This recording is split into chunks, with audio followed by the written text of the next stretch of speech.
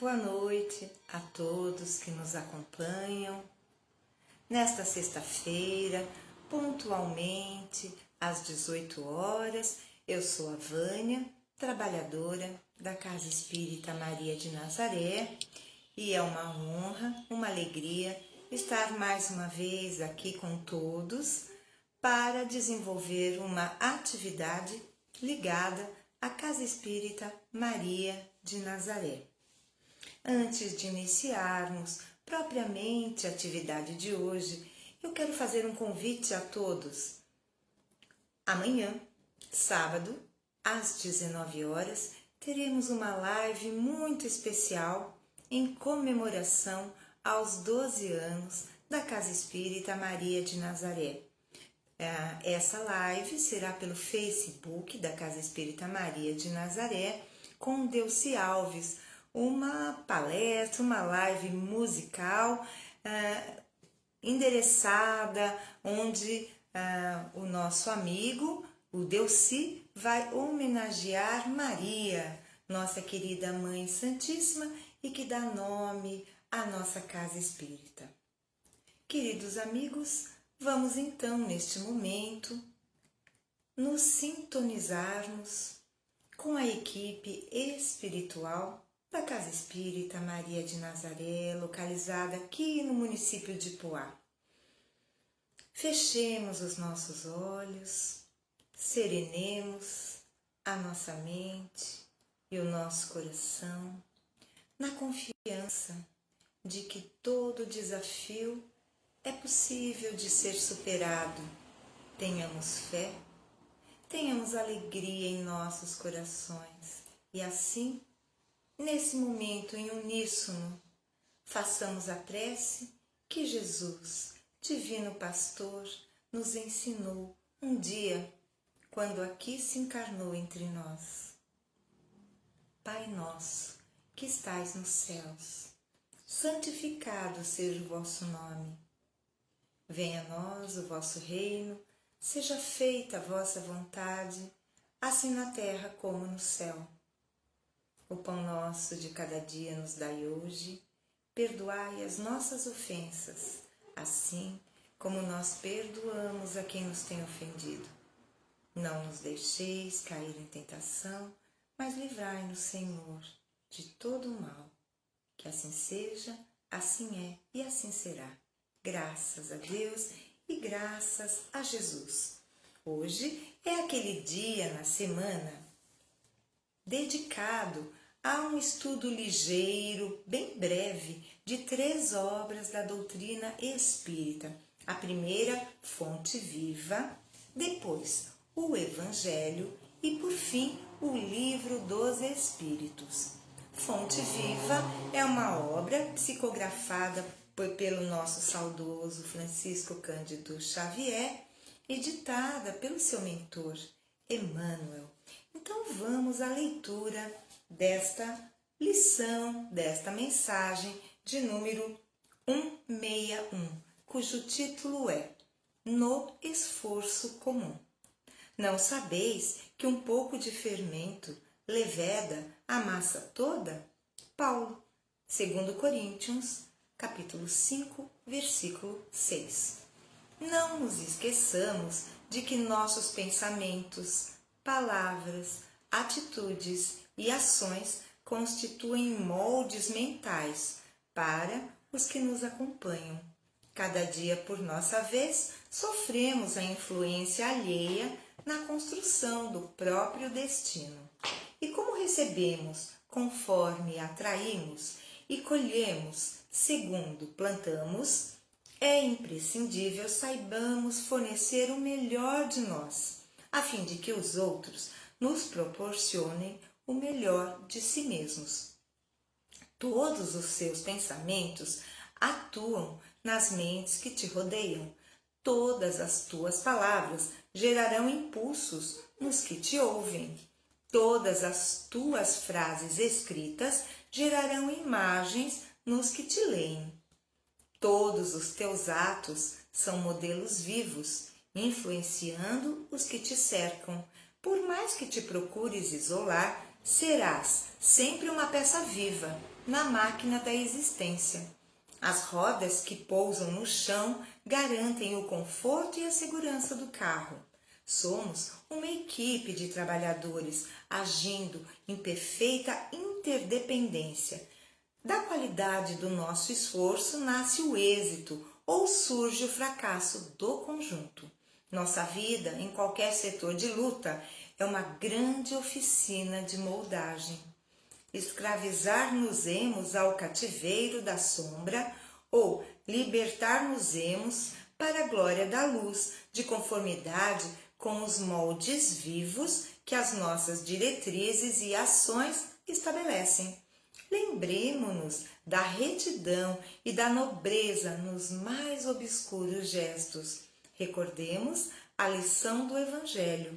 Um pouco de fermento leveda a massa toda. Façamos do próprio caminho abençoado manancial de trabalho e fraternidade, auxílio e esperança, a fim de que o nosso hoje laborioso se converta para nós em divino amanhã.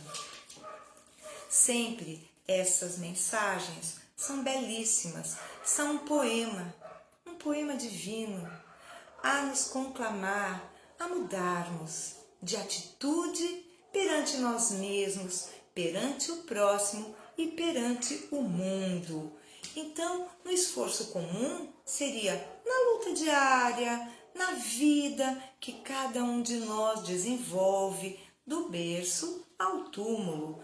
Então, Emmanuel destaca que tudo aquilo que nós vivenciamos se tornam moldes e que influenciam o outro. Da mesma forma, somos influenciados por aqueles que nos rodeiam. Então, Emmanuel nos fala dos pensamentos, das palavras, das atitudes e das ações. E eu ainda acrescentaria os nossos sentimentos. E curioso, aquilo que é mais difícil dos outros perceberem em nós, que seriam os pensamentos e os sentimentos, pois que podemos pensar algo e expressar outra coisa completamente diferente. Podemos sentir ódio e expressar falsamente amor. Porém, nós, na nossa intimidade, sabemos o que estamos sentindo. Então, pensamentos e sentimentos, mais ainda do que palavras, atitudes e ações, devem ser objetos da nossa atenção, para que nós nos percebamos qual é o teor do meu pensamento, qual é o teor do meu sentimento, porque sabemos que atraímos o que fornecemos à vida. Então, muitas vezes as pessoas se questionam, se impressionam. Nossa, mas era um homem tão bom, uma pessoa tão agradável, por que aconteceu isso? Será? Como era essa pessoa em sua intimidade? O teor, repito, dos seus pensamentos, dos seus sentimentos. Somos um conjunto. Façamos a nossa parte, espalhemos, esforcemo-nos em transmitir verdadeiramente fraternidade, solidariedade, paz, harmonia, equilíbrio numa só palavra, caridade. Então, no esforço comum, todos nós precisamos nos esforçar para nos moldarmos, a fim de que aqueles que nos rodeiam possam se beneficiar da nossa presença.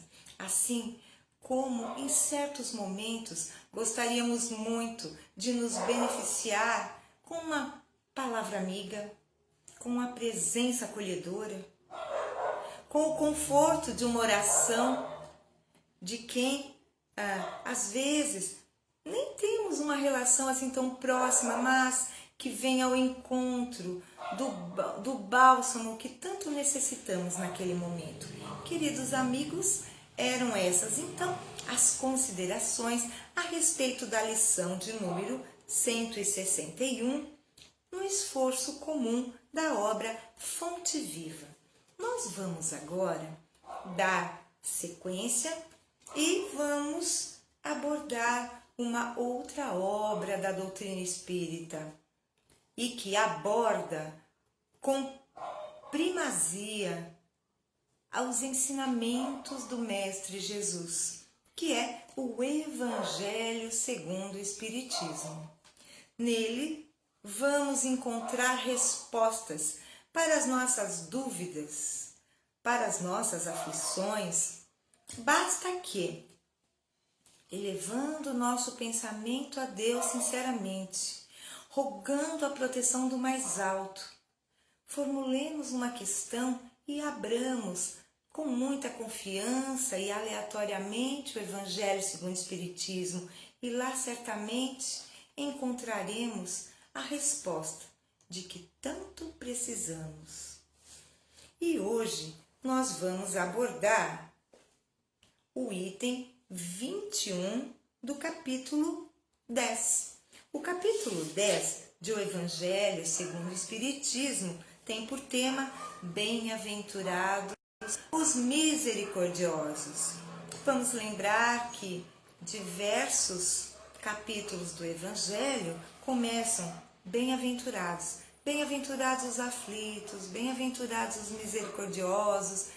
E essas palavras foram pronunciadas pelo Mestre Jesus no Sermão do Monte, da montanha, e é conhecido como o Sermão das Bem-aventuranças. Bem-aventurança significa felicidade, mas nós espíritas temos a justa medida de entender que essas bem-aventuranças não se encontram inteiramente aqui neste planeta, no planeta Terra, destinado ainda a espíritos necessitados das provas e expiações em seus processos evolutivos.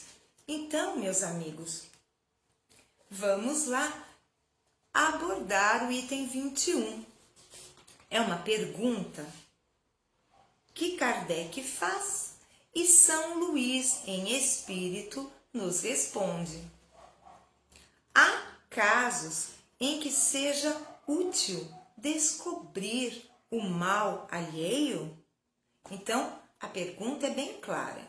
Há casos em que seja útil falar, destacar, mostrar o que o outro fez de errado? Então, São Luís vai nos responder, e esta questão foi por ele abordada em 1860, portanto, há 161 anos. Então, vamos lá. Esta questão é muito delicada e precisamos recorrer à caridade bem compreendida. Se as imperfeições de uma pessoa só prejudicam a ela mesma, não há jamais utilidade em divulgá-las. Mas, se elas podem prejudicar a outros, é necessário preferir o interesse do maior número ao de um só. Conforme as circunstâncias, desmascarar a hipocrisia e a mentira pode ser um dever, pois é melhor que um homem caia do que muitos serem enganados e se tornarem suas vítimas. Em semelhante caso, é necessário balancear as vantagens e os inconvenientes. Então, São Luís já nos coloca que é uma questão delicada. É útil descobrir um mal alheio porque nós temos a ideia de que não devemos julgar o nosso próximo, não devemos criticar o outro. E essa pergunta vem ao encontro da delicadeza desta questão. Porque se eu descubro o mal alheio, eu estou destacando, eu estou, de alguma forma, criticando, julgando, e espalhando.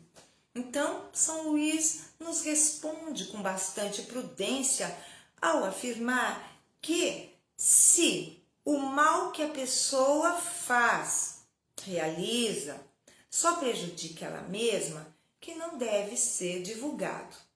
Mas, por outro lado, se este mal está prejudicando outras pessoas, sim, devemos revelar, devemos fazer isso porque é preferível o interesse de muitos ao de um só.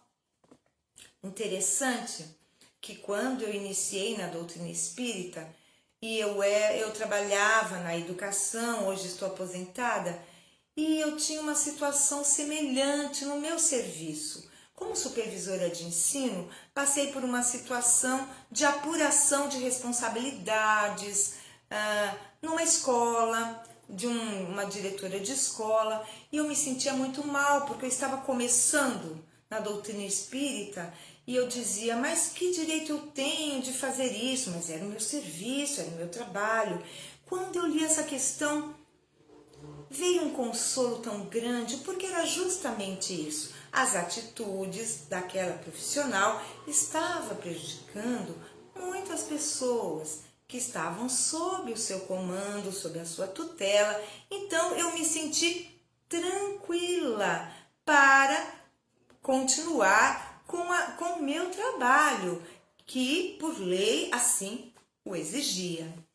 Então, uma outra questão que me veio à mente é que Jesus, nosso mestre, ao seu tempo, desmascarou a hipocrisia, o orgulho, pois que, por diversas vezes, ele chamou aos fariseus de hipócritas e chegou inclusive a dizer que eles eram como sepulcros, túmulos, caiados de branco por fora e cheios de podridão por dentro, ou seja, por fora, na aparência, pareciam santificados, mas por dentro eram aves de rapina que tinham sentimentos nefastos, cheios de orgulho, egoísmo, vontade, poder e desejo de dominação. Então, o próprio Mestre Jesus, para nos ensinar, desmascarou a hipocrisia com a coragem de um justo, a coragem do ser mais iluminado que baixou à terra para nos servir de exemplo imperecível que para sempre tocará os nossos corações. Meus amigos, então, essas eram também as considerações a respeito da questão de número 21, abordada no capítulo 10º de O Evangelho segundo o Espiritismo. Agora, nós iremos para a questão do Livro dos Espíritos. É a questão de número 584. E, na verdade, essa questão ela tem um desdobramento, ela se divide em 584 e 584A. Então, vamos lá. 584. Esta questão ela é abordada no livro 2º, capítulo 10º, Ocupações e Missões dos Espíritos. Pergunta 584. Qual pode ser a missão do conquistador que só tem em vista satisfazer a sua ambição e para atingir o alvo não recua diante de nenhuma calamidade? Então vamos pensar naqueles conquistadores truculentos, sanguinários, com sede de poder e riqueza. Então, provavelmente era esse o conquistador que Kardec tinha em mente. Aquele conquistador, aquele rei, aquele general do exército, cujo lema é os fins justificam os meios. O importante é atingir o objetivo e que normalmente é bastante pessoal, não é? Não é para servir a coletividade, pelo contrário. Então Kardec faz essa pergunta: qual que é a natureza da missão de um conquistador egoísta, frívolo, que só pensa em si, que não está nem um pouquinho preocupado com o bem-estar de seu próximo? E os espíritos nos respondem: este conquistador é, na maioria das vezes, ele não é, na maioria das vezes, mais do que um instrumento de que Deus se serve para o cumprimento de seus desígnios. Essas calamidades são muitas vezes o meio de fazer avançar mais rapidamente um povo. Então, a gente se pergunta: então esse conquistador sanguinário, truculento, violento, ele é um instrumento de Deus? Sim, parece um contrassenso, porque Deus permite que um homem tão violento, parece-nos tão afastado da companhia dos bons espíritos, tenha uma missão dessa.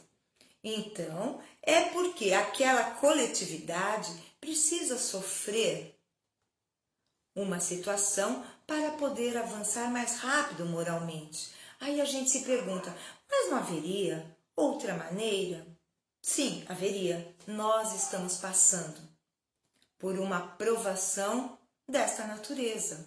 A pandemia do Covid-19 não é uma guerra, não veio um conquistador e ateou fogo à cidade, destruindo com tanques de guerra, com bombas, explosões, não. Mas o vírus Deus então se utilizou de outro recurso para fazer avançar a humanidade. Nós, na categoria de espíritos a que pertencemos, ainda necessitamos passar pelas provas e expiações, a fim de que reconheçamos a nossa necessidade de transformação interior. Precisamos disso. Então, se não fosse pelo conquistador, vamos dizer, poderia ser uma doença que devastasse aquela comunidade e dos escombros surgiriam uma nova civilização. Da mesma forma que, se eu adquirir um terreno e eu tenho um casebre naquele terreno, aquele casebre, ele precisa ser demolido a fim de que eu possa construir, sob alicerces seguros, uma nova casa, um novo projeto arquitetônico, onde eu possa ter o conforto de ali morar. Então, assim é também na sociedade. As bases devem ser derrubadas a fim de que novos alicerces sejam ali erguidos para o bem eterno. E vamos agora para a questão de número 584A. Aquele que é instrumento dessas calamidades passageiras, então estamos falando novamente deste conquistador, daquele general, daqueles homens poderosos, não é?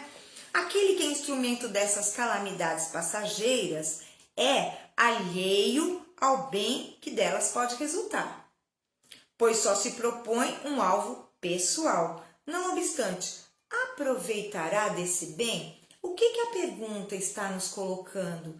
Que este conquistador, ele não faz ideia de que é um instrumento nas mãos do Pai. E se ele é um instrumento, no final o resultado será benéfico de alguma forma. Porém, ele é alheio, ele não sabe que é um instrumento, porque o objetivo dele é inteiramente pessoal. E a pergunta de Kardec é: este conquistador se aproveitará do resultado benéfico que suas ações violentas, truculentas, nefastas possam realizar? Então, os espíritos vão nos responder. Cada um é recompensado segundo suas obras, o bem que desejou fazer e a orientação de suas intuições. Então, eu pergunto a vocês: O conquistador, daquela forma, com essas características que estamos abordando no momento, ele pensou no bem? Ele desejou fazer o bem? Não. Não o bem para o próximo, somente o bem, o interesse para si mesmo. Portanto, ele não pode se aproveitar daquilo que não trabalhou para merecer. Então, ele não vai colher os louros do bem que possa advir da sua ação violenta. Ele não vai. E aqui diz também que desejou fazer e a orientação de suas intuições. Veja, por vezes não, sempre, né? Sempre nós temos um mentor, amigo, a nos envolver em eflúvios amorosos, a fim de que possamos tomar as melhores decisões. É claro que o mentor não toma a decisão por nós, ele sempre deixa ao nosso critério, sob nossa responsabilidade, mas ele procura nos sensibilizar para o caminho do bem. Então, se nós estamos sendo continuamente auxiliados pelos nossos mentores individuais, pelos nossos espíritos protetores familiares, mas não aproveitamos o teor dúlcido e benéfico dessas sugestões, o problema não é dos nossos mentores, dos nossos protetores familiares, de forma alguma. O problema está em nós, que estamos incapazes de ter a percepção das mensagens, porque estamos vibrando numa frequência mais baixa, mais densa, mais voltada para a materialidade e as nossas imperfeições morais. Então, de fato, nós jamais seremos retribuídos pelo mal que fizemos, ainda que desse mal tenha advindo um bem. Nós só colheremos os louros das ações que nos esforçarmos conscientemente em realizar. Amigos queridos, estamos então encerrando a nossa conversa hoje e eu gostaria de lembrar a todos que as nossas lives, elas acontecem todos os dias, pontualmente às 18 horas. Hoje fui eu, Vânia. Amanhã será o nosso amigo Ezequiel. Entretanto, amanhã, por conta da live do nosso amigo Delci Alves, não haverá a das 18 com o nosso amigo Ezequiel, mas haverá a do Delci, ocasião em que teremos a oportunidade de juntos confraternizarmos pelo aniversário da nossa querida Casa Espírita Maria de Nazaré. Domingo teremos a Arielle. Segunda eu volto. Terça e quarta o nosso amigo Sérgio. Quinta o Ezequiel e assim sucessivamente, meus amigos. Então, neste momento, vamos juntos encerrarmos esta live, agradecendo a Deus pela oportunidade que nos permitiu de estarmos juntos nesses momentos preciosos em que abordamos princípios e valores que a doutrina espírita nos traz à mente e ao coração. Desejo a todos um ótimo final de semana. Lembrando que a atividade presencial na casa, aberta ao público, é sexta às 19, daqui a pouquinho estaremos lá. Domingo às 9, está bem? Amigos, vamos à prece? A prece a Maria Santíssima. Ave Maria, cheia de graça, o Senhor é convosco. Bendita sois vós entre as mulheres. Bendito é o fruto do vosso ventre, Jesus. Santa Maria, Mãe de Jesus, rogai por nós, os seus filhos, agora e na hora do nosso desenlace. Que assim seja e assim será. Graças a Deus e graças a Jesus. Até a próxima. Um beijo, um abraço fraterno e carinhoso a todos vocês. Tchau, tchau.